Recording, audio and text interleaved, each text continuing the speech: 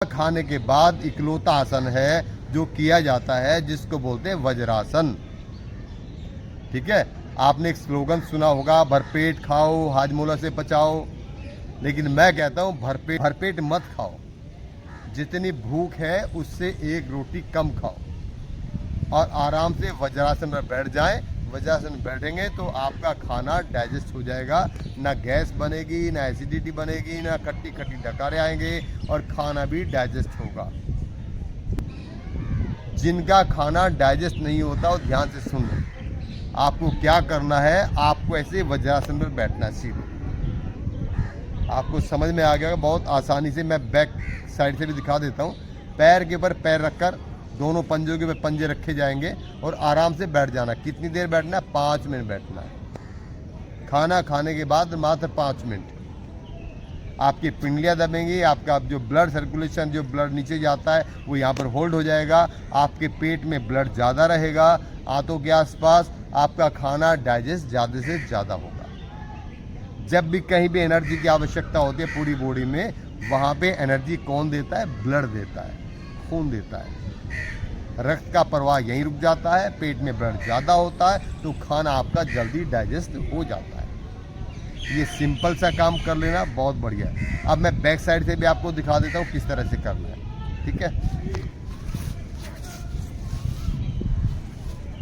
अब ये back side से आपको देखो, ये जैसे ये दिख रहा है, ये ऐसे नहीं बैठना। कुछ लोग ऐसे बैठ जाते हैं। बैठना कैसे है? ये पैर के ऊपर पैर रखकर ऐसे बैठना। समझ गए होंगे आप? ये पैर के ऊपर पैर रखकर ऐसे बैठ जाए आराम से 5 मिनट खाना खाने के बाद। और कमर की हड्डी जो है वो बिल्कुल सीधी रहेगी, रीढ़ की हड्डी, बैकबोन बिल्कुल सीधी रहेगी। अब आराम से ऐसे बैठकर वज्रासन पर घुटने मोड़कर, ठीक है, तो आप आराम से बैठकर ऐसे खाने के बाद, इसको बोलते हैं वज्रासन। खाना आपका डाइजेस्ट हो जाएगा एकदम फास्ट।